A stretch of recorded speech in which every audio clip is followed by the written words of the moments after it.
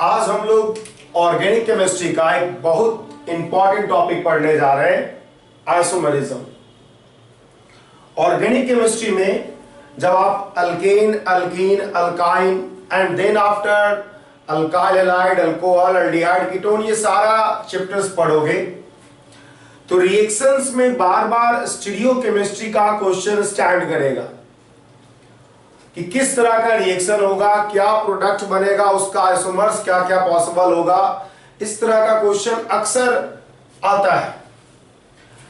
As well as directly number of isomers, number of optical isomers, number of geometrical isomers, इन सब पे based भी सवाल JEE में फ्रीक्वेंटली पूछा गया है, पीएमटी में फ्रीक्वेंटली पूछा गया है और इसलिए इस चैप्टर का एक अच्छा खासा इंपॉर्टेंस है। ये मान के चलो कि हर साल जेईई मेन और जेईई एडवांस में दोनों में से एक जगह श्योर है इसे एक या दो सवाल पूछा जाएगा, क्योंकि ये बहुत इंपॉर्टेंट टॉपिक है ये आइसोमरिज्म। इसमें दो पार्ट में बेसिकली हम लोग आइसोमरिज्म को पढ़ते हैं, स्ट्रक्चरल और स्टीरियो। स्टूडेंट को स्ट्रक्चरल तो बहुत आसानी से समझ में आता है, लेकिन स्टीरियो को समझने के लिए बहुत तरीके से, बहुत सिस्टमैटिक अप्रोच से पढ़ना होगा, जो कि हम लोग पढ़ेंगे। हम आपको बताएंगे किस तरह से आप आइसोमरिज्म चैप्टर पे 100% कमांड कर सकते हो अगर आपको जो तरीका बताया गया उसको आप फॉलो करते हो। ठीक है, तो आइसोमरिज्म एक बहुत इंपॉर्टेंट टॉपिक है। अगर हम जेईई के पॉइंट ऑफ व्यू से या पीएमटी के पॉइंट ऑफ व्यू से सोचे तो डायरेक्ट सवाल एज वेल एज इनडायरेक्ट सवाल बेस्ड ऑन रिएक्शन इस पे पूछा जाता है। तो हम लोग क्या करते हैं, आइसोमरिज्म चैप्टर को पढ़ना शुरू करते हैं। सबसे पहली बात यह है कि आइसोमरिज्म है क्या, आइसोमर्स क्या होता है। बहुत लोग आप में से जानते होंगे कि आइसोमर्स उस तरह का कंपाउंड होता है जिसका कि मॉलिक्यूलर फॉर्मूला सेम हो लेकिन फिजिकल और केमिकल प्रॉपर्टीज क्या हो, अलग हो। तो आइसोमरिज्म को डिफाइन किया जाता है is a phenomena of existence of two or more compounds with same molecular formula but with different physical and chemical properties. और जो कंपाउंड होगा जिसका मॉलिक्यूलर फॉर्मूला सेम हो लेकिन फिजिकल और केमिकल प्रॉपर्टीज अलग हो, उसको हम लोग कहते हैं आइसोमर्स। तो definition of isomerism will be simply equal to the phenomena of existence, the phenomena of existence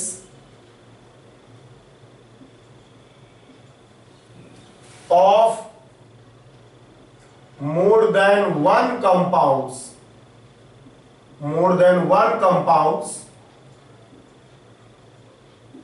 the phenomena of existence of more than one compounds with same molecular formula, with same molecular formula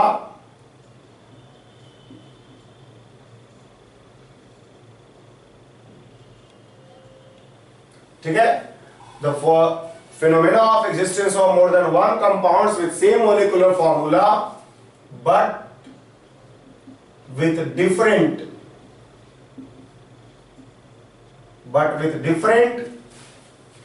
physical or chemical properties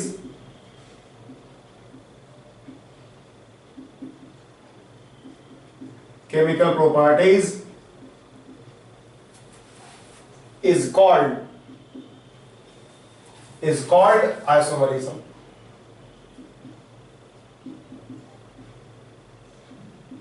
Is called isomerism. ठीक है, the phenomena of existence of more than one compounds with same molecular formula but with different physical or chemical properties is called isomerism. ठीक है, the compounds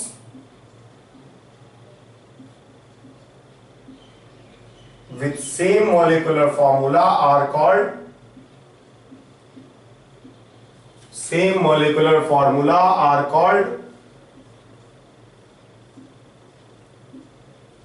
are called isomers. ठीक है, ऐसा compound जो same molecular formula के साथ होगा उसको हम लोग आइसोमर्स कहेंगे। अब देखिए, आइसोमर्स को हम लोग अलग अलग तरीके से क्लासिफाई कर सकते हैं। ठीक है, तो आइसोमर्स का हम लोग क्लासिफिकेशन देख रहे हैं। तो आइसोमर्स को हम लोग इस तरह से क्लासिफाई कर सकते हैं दो पार्ट में। सबसे पहले बात, एक होता है स्ट्रक्चरल आइसोमर्स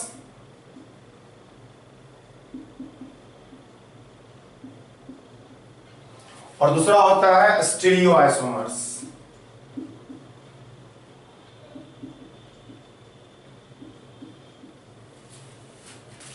स्ट्रक्चरल आइसोमर्स और स्टीरियो आइसोमर्स। आप स्ट्रक्चरल आइसोमर्स को इन सभी पार्ट में डिवाइड कर सकते हो, जैसे होता है चेन आइसोमर्स,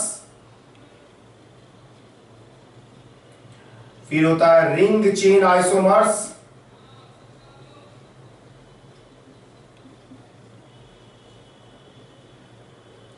उसके बाद होता है पोजिशनल आइसोमर्स,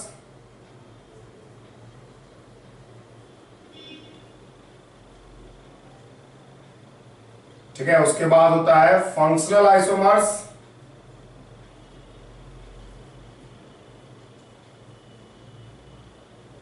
ठीक है, मेटामर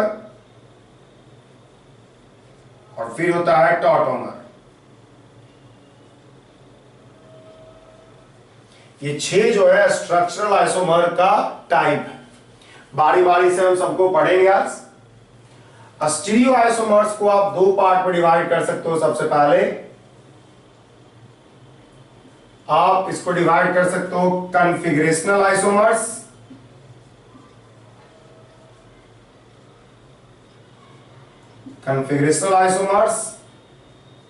और दूसरा होता है conformational isomers.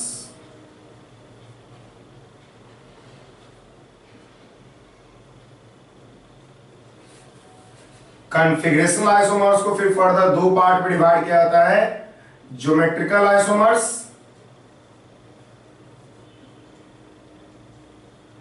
And then after optical isomers.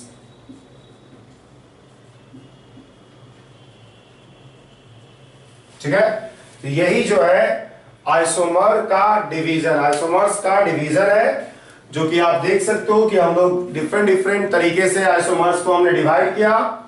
सबसे पहले स्ट्रक्चरल और स्टीरियो।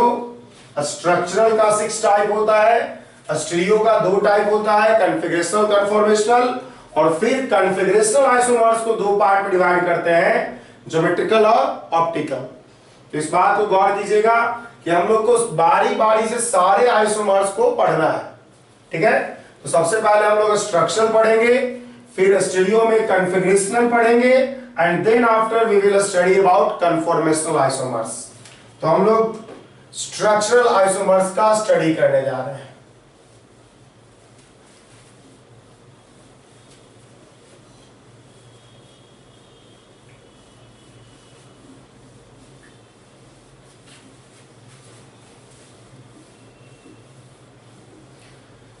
देखिए, स्ट्रक्चरल आइसोमर्स आसान है, आप आसानी से समझ पाओगे, कर पाओगे इसमें।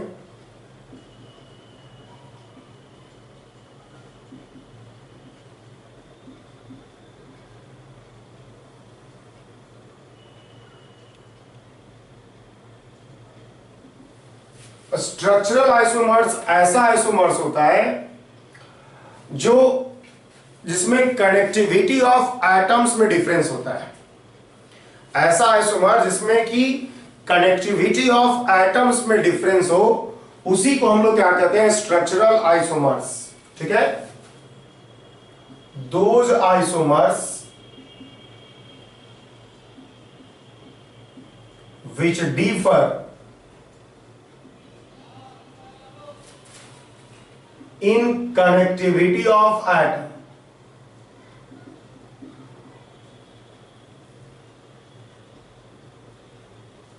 those isomers which differ in connectivity of atoms are called structural isomers.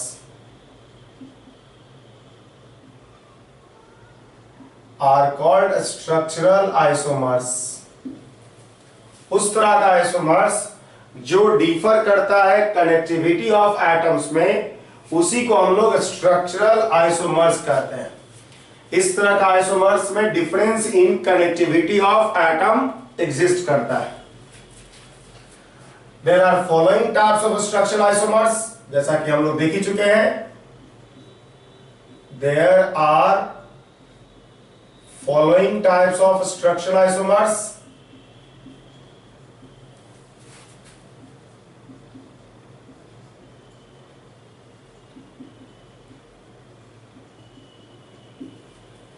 सबसे पहला है चेन आइसोमर्स।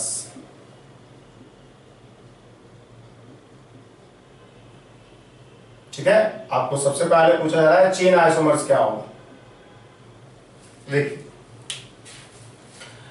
इस तरह का आइसोमर्स स्ट्रक्चरल आइसोमर्स जिसमें पैरेंट चेन का लेंथ अलग अलग हो। पैरेंट चेन का लेंथ अगर अलग अलग हो तो क्या होगा, उसको आप बोलोगे चेन आइसोमर्स। ठीक है, structural isomers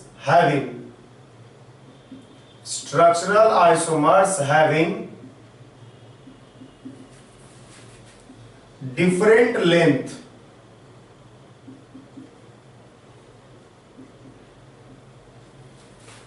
of parent chain.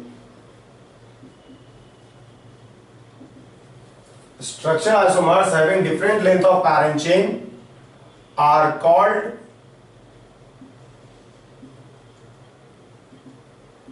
chain isomers। इसी को हम लोग क्या कहते हैं, चेन आइसोमर्स कहते हैं। जैसे कि देखिए CH3 CH2 CH2 CH2 CH3, ये आपके पास एक हुआ। उसके बाद CH3 CH CH3 CH2 और CH3, ये आपके पास हुआ है। और एक कंपाउंड हमने ये लिया CH3 CH3 CH3 और फिर CH3। इन सब का फॉर्मूला जो होगा C5H12 होगा। अब देखिए, फॉर्मूला तो सेम है, होना ही चाहिए। आइसोमर्स की बात कर रहे हैं हम लोग। पैरेंट चेन की अगर हम बात करें तो पैरेंट चेन में 5 कार्बन है यहां पर, पैरेंट चेन में 4 कार्बन है यहां पर, और पैरेंट चेन में 3 कार्बन है यहां पर। तो जब पैरेंट चेन का लेंथ अलग अलग हो गया तो इस तरह के जो आइसोमर्स होंगे उनको हम लोग चेन आइसोमर्स ही कहेंगे। ठीक है, चेन आइसोमर्स वैसा आइसोमर्स है जिसमें पैरेंट चेन का लेंथ अलग अलग। ठीक है, सेकेंड जो आइसोमर्स हम लोग पढ़ते हैं वो है रिंग चेन आइसोमर्स।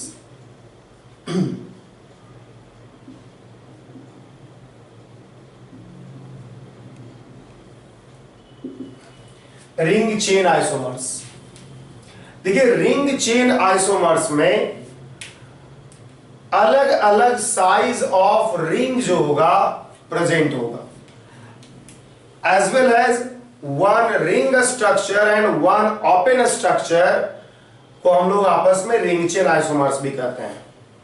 या तो अलग अलग साइज ऑफ रिंग प्रेजेंट होगा, या फिर एक ओपन स्ट्रक्चर और एक रिंग स्ट्रक्चर प्रेजेंट होगा रिंग चेन आइसोमर्स में। ठीक है, तो यहां पर होगा स्ट्रक्चरल आइसोमर्स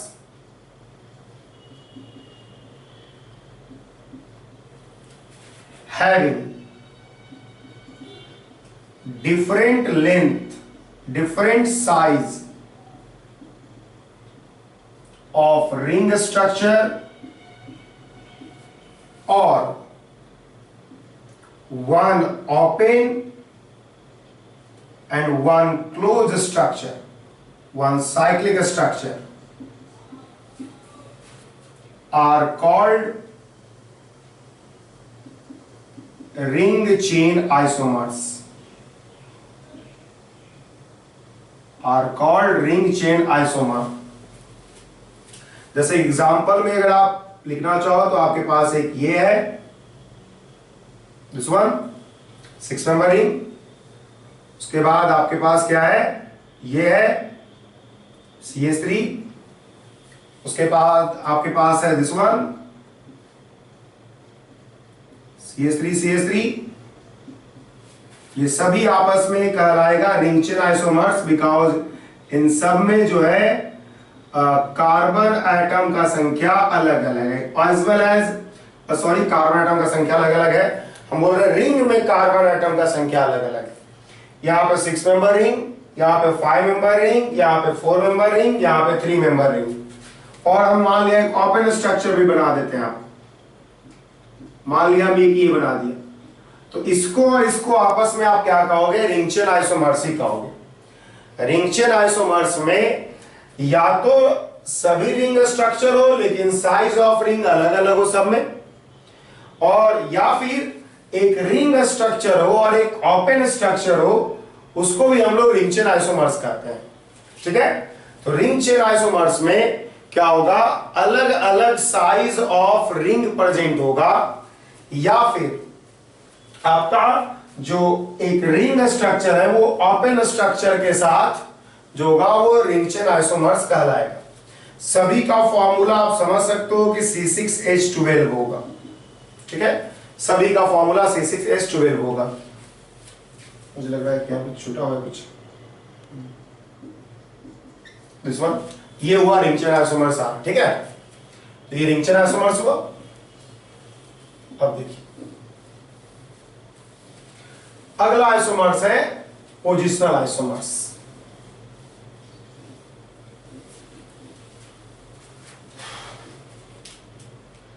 अगला आइसोमर्स है तीसरा positional isomers.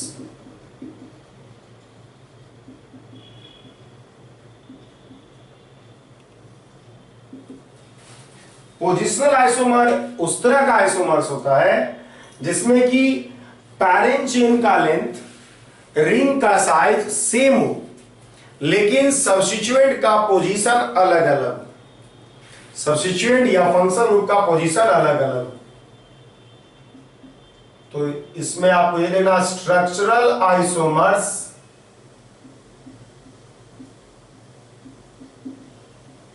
Having same length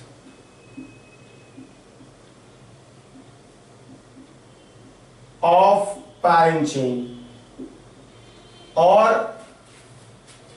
same size of ring,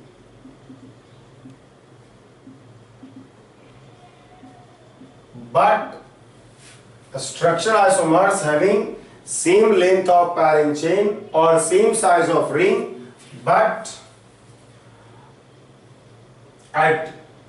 position of substituent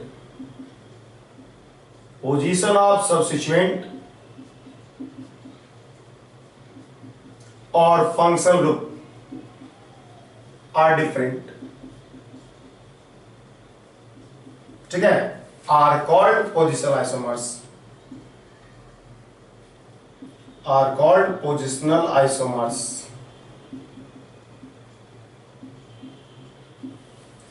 एक पोजिशनल आइसोमर्स है, जैसे देखिए आप CH3 CH CH3 CH2 CH2 CH3, एक ये हुआ, और आपके पास हुआ CH3 CH2 CH CH3 CH2 CH3।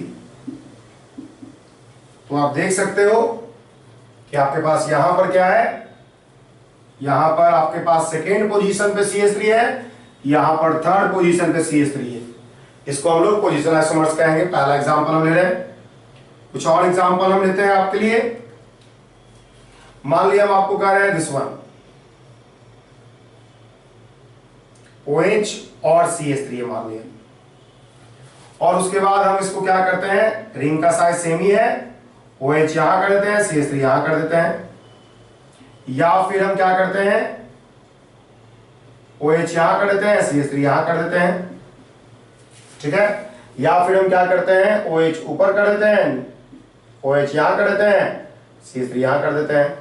तो इन सभी केस में आप ये देख रहे होगे, आप ये ऑब्जर्व कर पा रहे होगे कि रिंग का साइज तो सेम है, लेकिन जो ग्रुप है जो सब्स्टिट्यूएंट इसमें लगा हुआ है, जो फंक्शनल ग्रुप लगा हुआ है, उसका पोजीशन, रिलेटिव पोजीशन क्या हो रहा है, अलग अलग हो जा रहा है।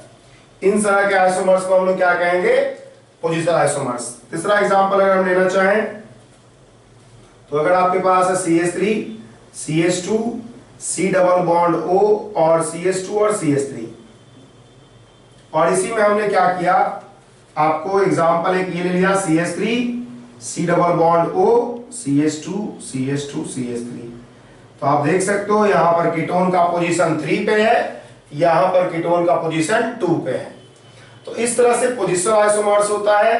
Length of parent chain, ring का साइज अगर सेम हो तब पोजिशनल आइसोमर्स का पॉसिबिलिटी बनता है, due to difference in position of substituent और फंक्शनल ग्रुप।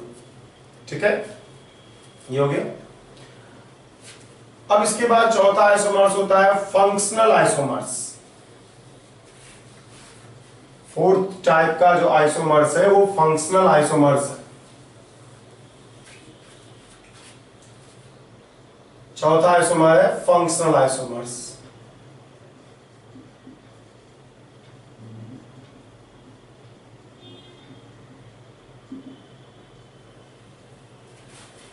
ऐसा आइसोमर्स जो कि डिफरेंस इन फंक्शनल ग्रुप के कारण अकर कर रहा हो। अलग अलग फंक्शनल ग्रुप के कारण अगर सेम मोलिकुलर फॉर्मूला आ रहा है तो उस तरह के आइसोमर्स को हम लोग क्या कहते हैं, फंक्शनल आइसोमर्स कहते हैं। ठीक है, इसका डेफिनेशन होगा स्ट्रक्चरल आइसोमर्स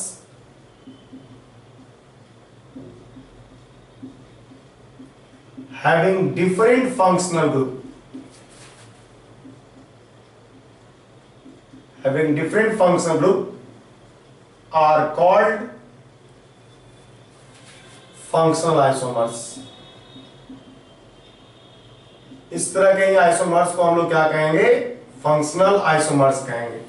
ठीक है, structural isomers having different functional group are called functional isomers। जैसे कि फॉलोइंग हम दिखाते हैं यहां पर कि following pair of functional group so functional isomers, so functional isomers, following pair of functional group so functional isomers. जैसे कि पहला पॉइंट है aldehyde and ketone, aldehyde and ketone. दूसरा है डाइन एंड अल्काइन। डाइन का मतलब हुआ 2 डबल बॉन्ड, अल्काइन का मतलब 1 ट्रिपल बॉन्ड। ठीक है, तीसरा हो गया 1 degree, 2 degree and 3 degree amine. चौथा हो गया 1 degree, 2 degree and 3 degree amide. पांचवा हो गया acid, carboxylic acid and ester.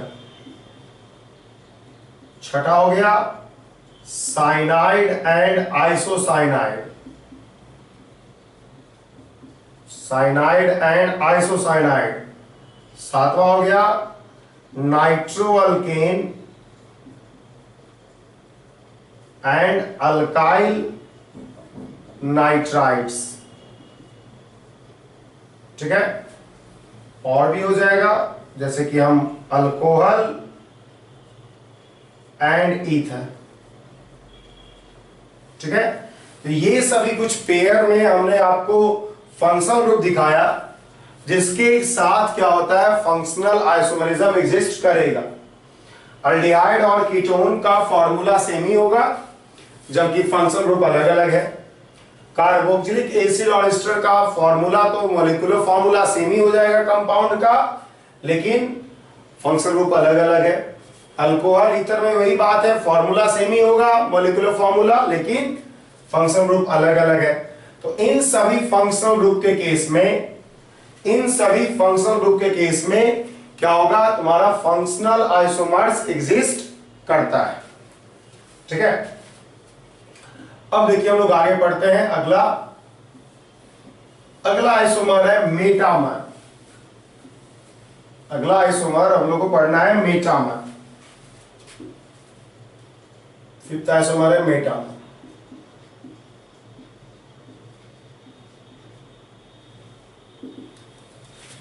ठीक है। तो मेटामर एक ऐसा स्ट्रक्चरल आइसोमर्स होता है जो एग्जिस्ट करता है due to difference in number of carbon atom around polyvalent functional group. Point ये है कि एक ऐसा फंक्शनल ग्रुप, एक ऐसा फंक्शनल ग्रुप होना चाहिए आपके पास जो पॉलीवैलेंट होना चाहिए, डाइवैलेंट, ट्राइवैलेंट होना चाहिए। और उसमें अगर कार्बन चेन का लेंथ फंक्शनल ग्रुप के दोनों साइड अलग अलग होगा, उसी को हम लोग मेटामर कहते हैं। ठीक है। तो स्ट्रक्चर देखते हैं। This type of structural isomer, this type of structural isomer exists due to difference in number of carbon atom, difference in number of carbon atom around polyvalent functional group.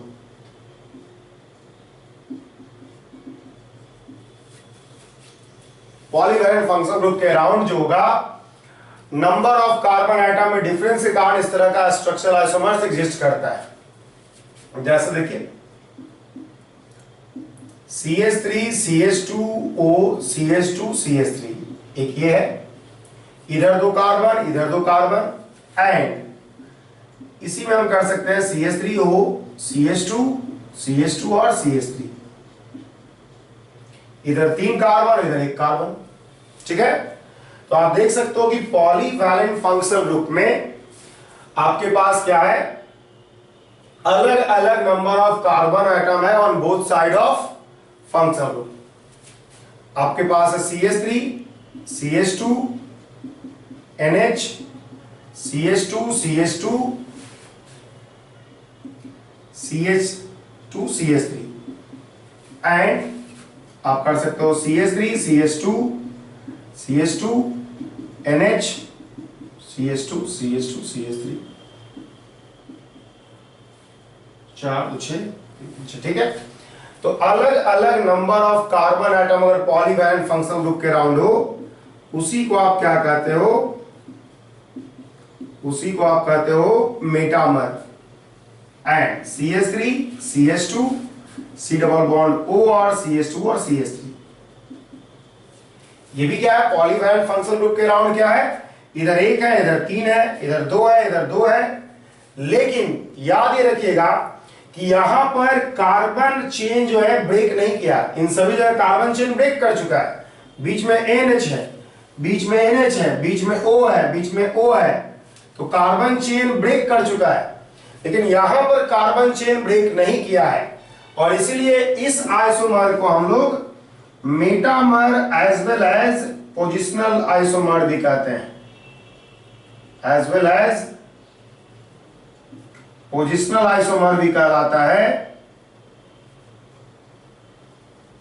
Positional isomer भी कहलाता है। Because, क्यों ऐसा कहते हैं, because carbon chain का जो carbon chain doesn't break, carbon chain जो है ब्रेक नहीं किया है। ठीक है। तो ये जो है मेटामर है।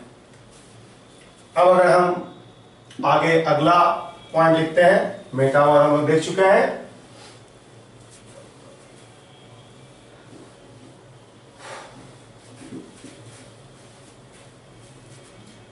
अब देखिए हम जो सभी अब तक आपको बताया उसमें से कुछ सवाल करते हैं। एक और आइसोमर है टॉटोमर, जो हम लोग पढ़ेंगे, लेकिन हम लोग कुछ क्वेश्चंस करते हैं जो अभी तक कुछ आपको बताया गया उस पर बेस्ड। क्वेश्चन ये है, identify the relation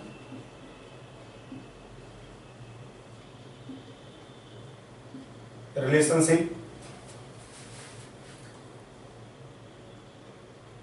of given compound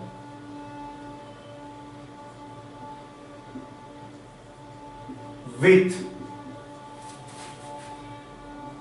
CH3, CH, OH, CH, CH3, CH2, CH3। ठीक है, इस कंपाउंड के साथ आपको रिलेशन डिसाइड करना है कि किसका क्या रिलेशन है। पहला है आपके पास CH3, CH2, C, CH3, OH, CH2, CH3। दूसरा है आपके पास CH3, COH, CH3, CH, CH3 और CH3। तीसरा है आपके पास CH3, CH2, OCH, CH3 और फिर CH2, CH3। ठीक है। चौथा है आपके पास CH3, CH, CH3, CH, OH, CH2, CH3। ये सभी चार कंपाउंड दिया गया है और इस पार्टिकुलर कंपाउंड के साथ आपको रिलेशनशिप फाइंड करना है कि इन सभी कंपाउंड का रिलेशनशिप क्या होगा। ठीक है, सवाल बहुत सिंपल है। आपको जो वो आइसोमर दिया उसके साथ इन सभी का आइसोमरिक रिलेशनशिप निकालना है। तो देखिए यहां पर अगर आप कार्बन चेन को गिनोगे, कार्बन चेन का लेंथ देखोगे पैरेंट चेन का, तो 1 2 3 4 5। तो आपको अगर निकालना है रिलेशनशिप तो सबसे पहले हम लोग चेन आइसोमर ही देखते हैं कि है कि नहीं। तो यहां भी 1 2 3 4 5 कार्बन चेन का लेंथ सेम है, फंक्शनल ग्रुप सब्स्टिट्यूएंट भी सेम है, बस पोजीशन अलग अलग हुआ है, इसलिए ये पोजिशनल आइसोमर होगा। इस कंपाउंड के साथ ये जो है पोजिशनल आइसोमर कहलाएगा। बात अगर हम इस कंपाउंड की करें तो यहां पर अगर आप पैरेंट चेन का लेंथ दोगे तो 1 2 3 4, वहां पे है 5। तो चेन में ही अगर डिफरेंस आ गया पैरेंट चेन में, इसको हम लोग बोलेंगे चेन आइसोमर। ठीक है। बात अगर हम यहां की करें तो यहां पे आपको दिख रहा होगा ईथर और वहां पे है अल्कोहल। तो ईथर और अल्कोहल फंक्शनल ग्रुप भी अलग अलग हो चुका है, तो इसको हम लोग सिंपली कहेंगे फंक्शनल आइसोमर। ठीक है। और अगर हम बात इसकी करें तो इसकी अगर हम बात करेंगे तो आप देखिएगा यहां पर जो है 1 2 3 4 5 5 कार्बन एटम है और पोजीशन देखिए अल्कोहल का हो गया 3 पे, ये हो गया 2 पे। तो पोजीशन चेंज किया है इसलिए इसका नाम होगा पोजिशनल आइसोमर। इसका रिलेशन उसके साथ पोजिशनल आइसोमर की तरह होगा। तो इस तरह से एक गिवन कंपाउंड के साथ आप डिफरेंट डिफरेंट कंपाउंड्स का रिलेशनशिप फाइंड कर सकते हो। ठीक है। हम कुछ और सवाल देते हैं इसी तरह का। अगला सवाल फिर आपको दे रहे हैं।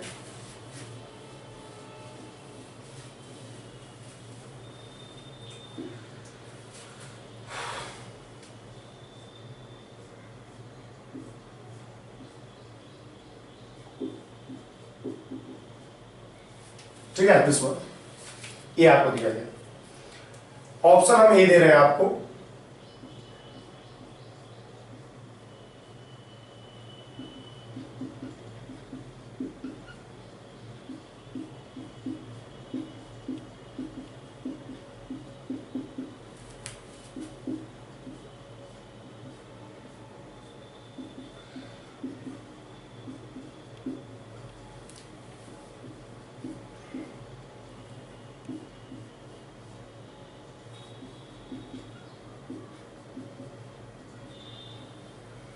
छः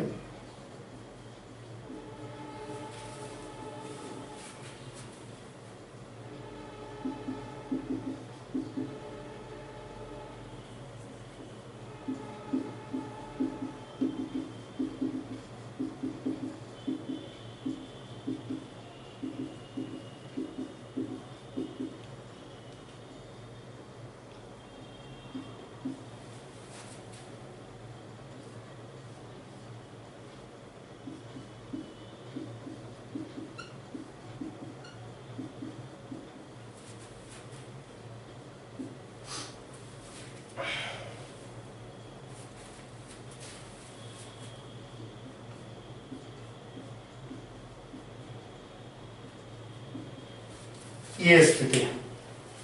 और हम अगर आपसे रिलेशनशिप निकालना चाह रहे हैं कि इसका इन सभी कंपाउंड के साथ रिलेशन बताइए, तो सबसे पहले आपको चेन आइसोमर्स, फिर रिंग चेन आइसोमर्स, फिर पोजिशनल आइसोमर्स, फिर फंक्शनल आइसोमर्स देखना होता है।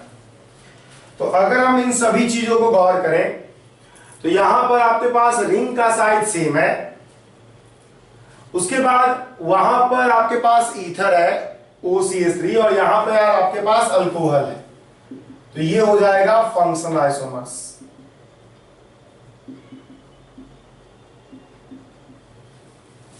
अगर हम नेक्स्ट की बात करें CH2H, तो ये भी क्या हो जाएगा, अल्कोहल है, फंक्शनल आइसोमर्स।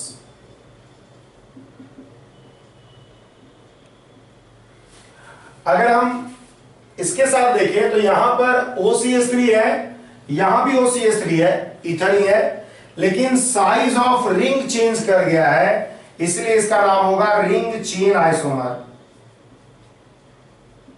इसका नाम हो जाएगा रिंग चेन आइसोमर। अगर हम बात करें यहां पर तो साइज ऑफ रिंग भी चेंज किया है, as well as functional group भी चेंज कर गया है, अल्कोहल और ईथर अंतर है। तो ये जो है ring chain as well as and functional दोनों आइसोमर कहलाएगा। Ring chain isomer as well as functional isomer दोनों कहलाएगा। अगर हम इसमें बात करें तो आपके पास एक साइक्लिक स्ट्रक्चर है, एक ओपन चेन स्ट्रक्चर है। आप यहां पे देखोगे तो आपके पास इसको आप कहोगे रिंग चेन आइसोमर्स, ईथर ही है वहां भी, तो इसलिए रिंग चेन आइसोमर्स ही कहलाएगा। यहां भी आप इसके बारे में कहोगे रिंग चेन आइसोमर्स ही, क्योंकि ईथर ही है, लेकिन साइक्लिक स्ट्रक्चर का रिंग चेंज कर गया है, साइक्लिक स्ट्रक्चर का साइज चेंज कर गया है। यहां पर आप देखोगे तो 6 मेंबर वहां भी है, 6 मेंबर यहां भी है, और फंक्शनल ग्रुप चेंज किया, तो इसको आप बोलोगे फंक्शनल आइसोमर्स। ठीक है, तो ये जो है आपका रिलेशनशिप है इस कंपाउंड का डिफरेंट डिफरेंट कंपाउंड के साथ। ठीक है, तो इस तरह से हम लोग अलग अलग कंपाउंड्स का रिलेशनशिप, स्ट्रक्चरल आइसोमरिज्म का रिलेशनशिप डिफरेंट डिफरेंट कंपाउंड के साथ डिटरमाइन कर ले सकते हैं by knowing the concept of chain isomers, ring chain isomers, positional isomers, and then functional isomers, and then metamer. ठीक है, अगले क्लास में हम लोग स्ट्रक्चरल आइसोमर्स का सबसे इंपॉर्टेंट पार्ट पढ़ने वाले हैं, जिसको कि हम लोग टॉटोमर्स कहते हैं। ठीक है, ठीक है।